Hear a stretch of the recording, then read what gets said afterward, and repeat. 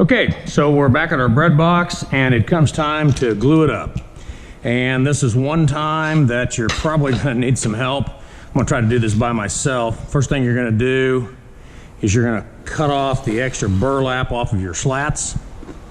Try to get all these little hairs and threads off. You're gonna need some things. You're gonna need a bottle of glue. You're gonna need to secure 2 to 3 of the orange bar clamps. You're gonna need usually 2 to 3 2x4 blocks that I've got here.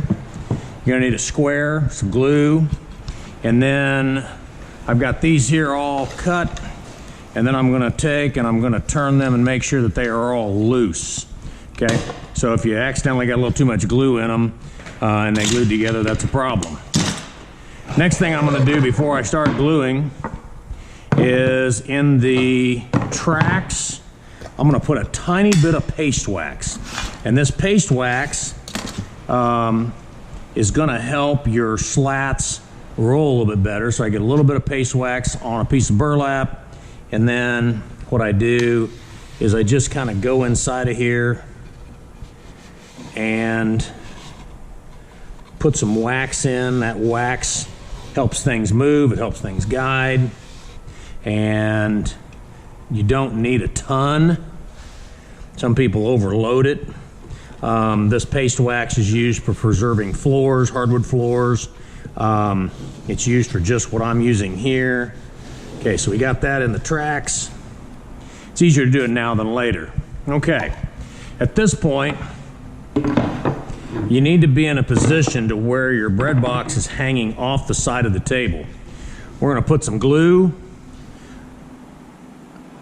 in the track, put some glue in the track, and this here becomes kind of a trick.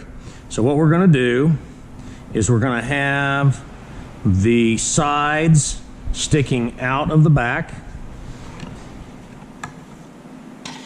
We're gonna have the sides sticking out on this side, and I'm gonna put the top in here for now to give it some more weight so it doesn't fall off. And then we're gonna start feeding the slats, start feeding these slats in here. And this is where it is really, really nice to have help. And as I'm sliding these in, just kind of jiggle, get them coming up. And then I don't want them to fall out. Just kind of jiggle these together.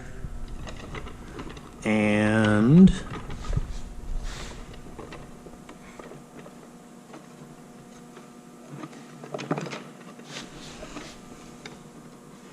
this here is all perfectly normal to struggle a little bit at this point. Okay, so I'm gonna put these in. That one wants to come out. Okay, so I'm gonna kind of hold it with one side. Got my hand on that side, kind of forcing these.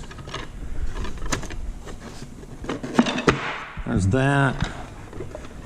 It is a difficult task. If you have 2 people, much easier. Okay, so now I've got them all on the track, and now what I'm going to do is I'm going to slide forward.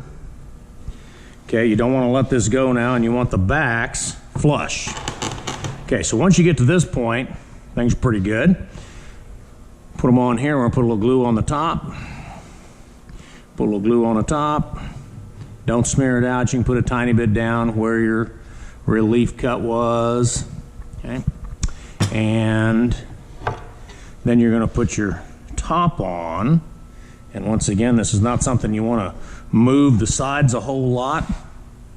Okay, so at this point, I'm going to slide, and what I'm going to do is I'm going to come out to the edge, and I should have enough weight. I'm going to roll my roll top to the front, and I'm going to have this on a corner, and I'm going to take an orange bar clamp, and I'm going to start putting this in place so it's clamping to the middle. I'm flush here, I'm flush here now, and then I'm going to gently tighten this up. So I'm flush, I'm going to tighten this up, just snug it up a little.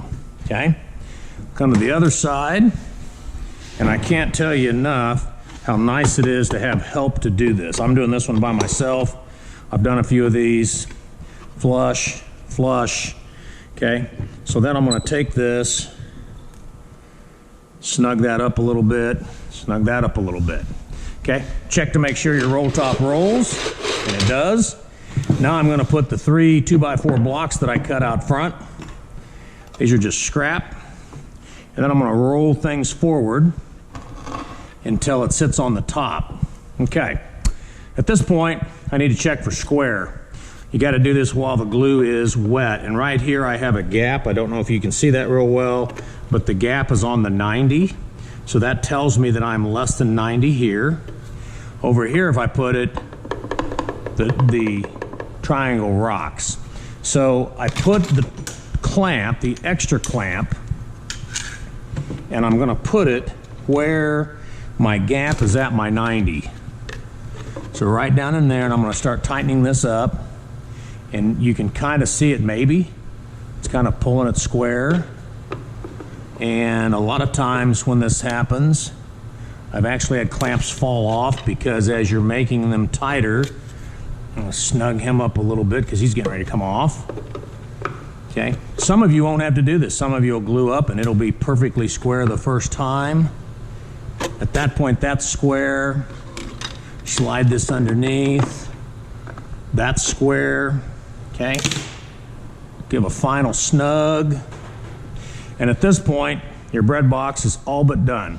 There's going to be one more video. In the video that'll come up, we'll be putting in the wood buttons, which is really easy, and putting in the back. This concludes the video. We need to let this dry a minimum of 2 hours. Notice I've got 3 clamps. I had my glue, my wax, my burlap trim, okay? And what a lot of people like to do, and what I like you to do, make sure your name's in there, but then I would have name on the back,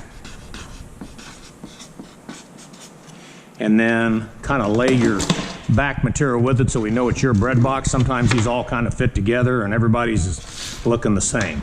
So 2 hours drying, you can kind of see how the 2x4 blocks are sitting there. Got 3 clamps on it. Let the glue do its thing. And about 2 hours, we're ready to put the back and the buttons on.